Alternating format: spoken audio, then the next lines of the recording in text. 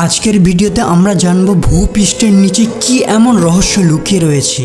যদি বিজ্ঞানীরা পৃথিবী থেকে 5.5 কোটি কিলোমিটার দূরে মঙ্গল গ্রহ পর্যন্ত পৌঁছাতে পারে, তাহলে কেন আমরা পৃথিবীর ভিতর 12,740 কিলোমিটার লম্বা গর্ত খুঁড়তে গিয়ে বারবার ব্যর্থ হয়ে যাই? পৃথিবীর নিচে কি রয়েছে কখনো কি কল্পনা করে দেখেছেন? যদি আমরা মাটির নিচে কন্টিনিউ খনন করে যাই, সমুদ্রের থেকেও নিচে, মাউন্ট এভারেস্টের উচ্চতার থেকেও নিচে খনন করে যাই, তাহলে আমরা কোথায় পৌঁছাব? আমরা জানবো ভূপৃষ্ঠের নিচে কি এমন রহস্য লুকিয়ে রয়েছে যা বড় বড় ড্রিল রিগকেও দুর্বল করে দেয়।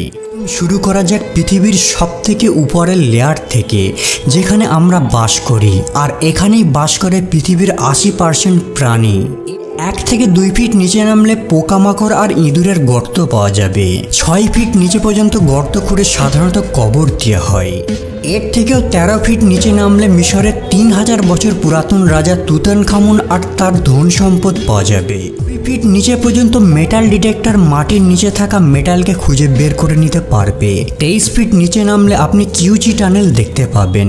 ভিয়েতনাম যুদ্ধের সময় সৈনিকরা নিজেদের গোপন রাখতে, কমিউনিকেট করতে আর আমেরিকান সেনাদের উপর সারপ্রাইজ অ্যাটাক করতে এই টানেলটাকে নির্মাণ করেছিল। 40 ফিট নিচে পর্যন্ত নাইল ক্রোকোডাইলরা গর্ত খুঁড়তে পারে। এই গর্তটা কোনো প্রাণীদের দ্বারা খনন করা সব থেকে গভীরতম গর্ত।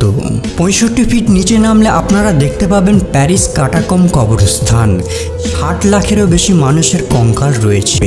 180 ফিট নিচে নামলে আন্ডারগ্রাউন্ড আরবান ফার্ম দেখতে পাবেন। এই ধরনের ফার্ম চীনে পাওয়া যায়। এখানে মাটির নিচে আর্টিফিশিয়াল লাইট ব্যবহার করে ফসল চাষ করা হয়। মাটির নিচে 328 ফিট গভীরে নিউক্লিয়ার ওয়েস্টকে দাফন করা হয়।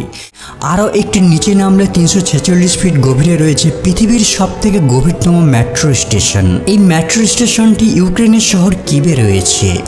400 ফিট গভীরে নামলে সবথেকে নিচে থাকা গাছের শিকড়কে দেখতে পাবেন। এই গাছটিকে আফ্রিকাতে দেখা যায়, যার নাম ওয়াইল্ড ফিগ ট্রি। 500 ফিট নিচে নামলে পৃথিবীর সবথেকে গভীরতম হোটেল দেখতে পাবেন, যার নাম সালা সিলভার মাইন আন্ডারগ্রাউন্ড হোটেল। এই হোটেলটি সুইডেনে অবস্থিত।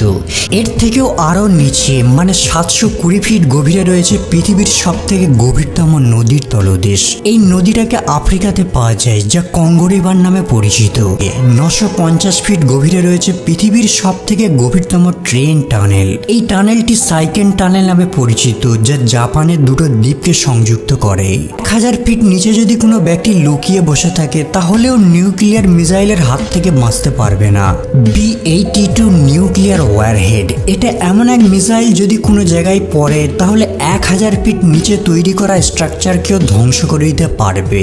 এর থেকেও আরো নিচে নামলে পাওয়া যাবে ডেড সি বা মৃত সাগর, যা সি লেভেল থেকে 432 মিটার বা 1419 ফিট নিচে রয়েছে।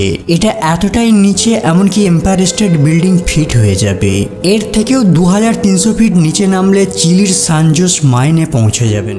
মাটি থেকে 3180 ফিট নিচে মানুষের দ্বারা খোঁড়া এমন এক গর্ত রয়েছে, যেখানে দাঁড়িয়ে খোলা আকাশ দেখা যায়। এই জায়গাটি বিংগাম কোপার মাইন নামে পরিচিত।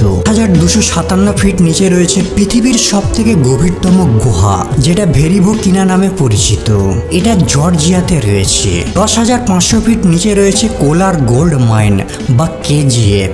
এটা কর্ণাটকে রয়েছে। এই মাইন থেকে একটা সময় সোনা উত্তোলন করা হতো। 12,000 ফিট গভীরে নামলে আপনারা দেখতে পাবেন পৃথিবীর সবথেকে গভীরে বাস করা পোকা, যাকে ডেভিল ওয়ার্ম নামে ডাকা হয়। আশ্চর্যজনকভাবে এই পোকাটা এত গভীরও বেঁচে থাকতে পারে। 13,123 ফিট বা 4 কিলোমিটার নিচে রয়েছে পৃথিবীর সবথেকে গভীরতম মাইন। এই মাইনটার নাম এমপিওনেং গোল্ড মাইন। এই মাইনটা দক্ষিণ আফ্রিকায় রয়েছে।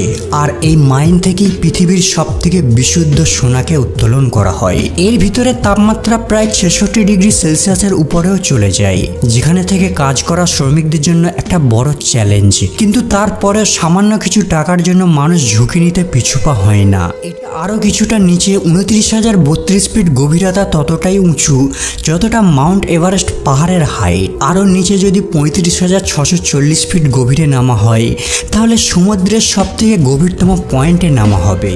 1951 সালে ব্রিটিশ শিপ HMS চ্যালেঞ্জার দড়ি দিয়ে সমুদ্রের এই পয়েন্টটাকে মেজার করে, যা প্রায় 10,863 মিটার গভীরে এর তল খুঁজে পায়।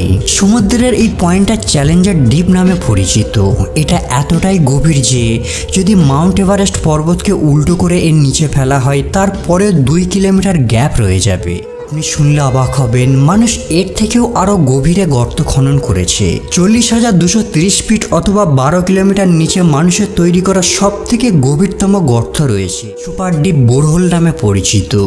এই গর্তটা 23 সেন্টিমিটার চওড়া। 1997 সালে রাশিয়ার মিশন ছিল এমন একটা গর্ত খুঁড়বে তারা, যা পৃথিবীর সেন্টার পর্যন্ত পৌঁছে যাবে। কিন্তু 9 বছর ধরে কন্টিনিউ ড্রিলিং করার পর তারা এমন একটা পয়েন্টে এসে পৌঁছায় যেখানে টেম্পারেচার 200 ডিগ্রি পর্যন্ত পৌঁছে যায়। এর দ্বারা তৈরি করা এটাই একমাত্র গর্ত যার নিচে আজ পর্যন্ত কেউ খনন করতে পারেনি। পৃথিবী কতটা গভীর এই বিষয়টিকে জানার পূর্বে আগে আমাদের জানতে হবে পৃথিবীর লেয়ার সম্পর্কে। পৃথিবীকে 4টে লেয়ারে ভাগ করা হয়েছে। প্রথম লেয়ারের নাম ক্রাস্ট, দ্বিতীয় লেয়ারটির নাম মেন্টাল, তৃতীয় লেয়ারটির নাম আউটার কোর আর চতুর্থটির নাম ইনার কোর।